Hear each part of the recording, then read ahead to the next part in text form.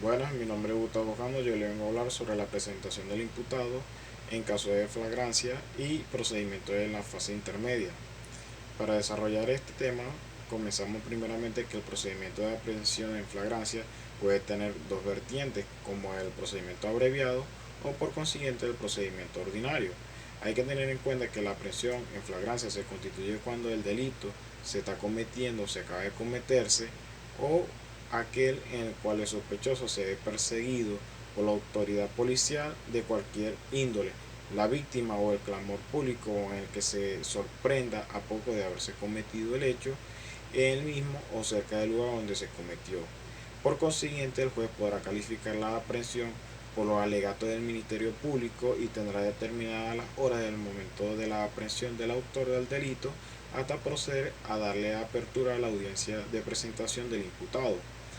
En consonancia, la fase intermedia tiene por objetivo revisar y valorar todos los resultados de la etapa de investigación, pero en virtud que es una aprehensión de flagrancia, la fase para investigar y los actos conclusivos del Ministerio Público será más expedito. Por otra parte, la importancia del procedimiento intermedio reside en que una vez comunicada la acusación, el imputado recibe nuevamente la posibilidad de influir en la apertura del procedimiento principal a través de requerimiento de pruebas y objeciones. La audiencia preliminar tendrá determinados objetivos. En primer lugar, examinando la fundamentación de la acusación formulada por el Ministerio Público. En segundo lugar, resolviendo sobre el reconocimiento de la acción penal, con el fin de decidir si procede o no abrir el juicio. Este último se encamina a dictar el pronunciamiento definitivo sobre la procedencia de imponer una pena. La etapa intermedia obedece las finalidades de transición y calificación, determinándose en primer término si la investigación ha sido o no debidamente concluida, y en segundo término, una vez presentado el acto conclusivo, si hay mérito para la apertura del juicio o, caso contrario, procede el sobreseimiento de la causa total o parcialmente. En el procedimiento de presentación, en función del aprendido en flagrancia, está fundamentado evidentemente en el artículo 373 del Código Orgánico Procesal Penal, que en este establece que los órganos de seguridad dentro de las 12 horas siguientes de la detención podrán pondrán al aprendido a disposición del Ministerio Público, quien dentro de los 36 horas siguientes lo presentará ante el juez de control competente, a quien expondrá cómo se produjo la aprehensión y, según sea el caso, solicitará la aplicación del procedimiento ordinario o abreviado y la imposición de una medida de coerción personal, o solicitará la libertad del aprendido. El juez de control decidirá sobre la solicitud fiscal dentro de las 48 horas siguientes. Evidentemente, en el ordenamiento jurídico procesal penal tiene establecido el procedimiento especial por flagrancia correspondiente al Ministerio Público presentar al aprendido flagrancia ante el juez de primera instancia de función de control del circuito judicial penal de la circunscripción correspondiente, mediante los tribunales de guardia y competencia territorial por lo establecido en el Código Orgánico Procesal Penal en el artículo 58, competente a fin de solicitarle que califique la detención efectivamente como flagrante y, ser necesario, posible y conveniente, que decrete el enjuiciamiento del imputado por el procedimiento abreviado. El flagrante, o en su defecto en la comisión del hecho punible, evidentemente en caso de flagrancia no es necesario realizar una investigación previa, y el delincuente puede ser detenido sin el cumplimiento de las formalidades legales ordinarias que regulan la detención, de decir, previa a la existencia de un orden judicial. Por consiguiente, el juez debe calificar la flagrancia por razones esenciales. La primera de ellas tiene que ser por la legalidad de la aprehensión del presunto delincuente en flagrancia, en virtud de que la Constitución de la República Bolivariana de Venezuela establece que la persona puede ser detenida bien por orden judicial o cuando sea sorprendida en flagrante delito.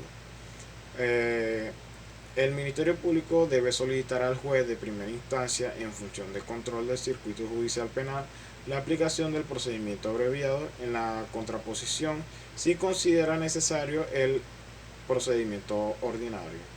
y en consonancia se solicita una medida de coerción personal o solicitará la libertad del aprendido en flagrancia, no siempre que exista delito flagrante. Podrá juzgarse por el procedimiento abreviado en virtud que faltará elementos de convicción a efecto de inculpar al presunto autor del hecho punible,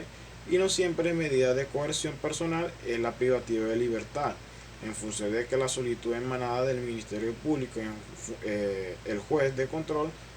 al momento de calificar el delito como flagrante o no, debe apreciar los hechos de acuerdo a los elementos presentados por el Ministerio Público, analizando las circunstancias de modo, tiempo y lugar en las que ocurrieron. Evidentemente, lo vital en estos casos es precisar no solo el resultado, sino cómo se produjo la acción y detención del presunto transgresor. Naturalmente, sin perjuicio de determinar anteriormente la presencia de los elementos tendentes a demostrar una posible responsabilidad penal o no del imputado. Es de carácter vital de deliberar en función de que cuando la presentación del aprendido por flagrancia ante el juez de primera instancia, en función de control en el circuito judicial penal correspondiente, debemos de ser capaces de persuadir al juez, le damos la razón en todo lo que se solicite. Si somos la defensa del detenido, lograr la libertad plena sin restricción de ningún tipo. Será nuestro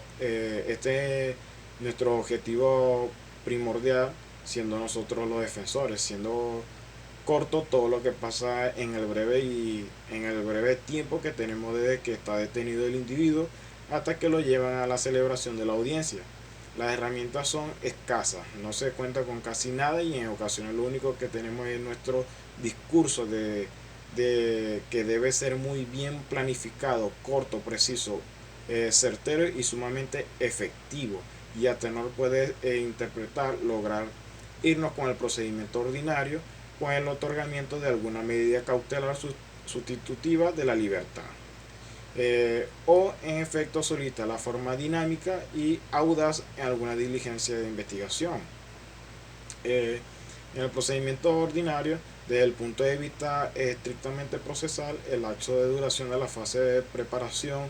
comienza a partir del día siguiente de la celebración de la audiencia de presentación del imputado. En caso de que el juez haya ordenado la persecución del proceso y no la libertad plena, claro está, ya que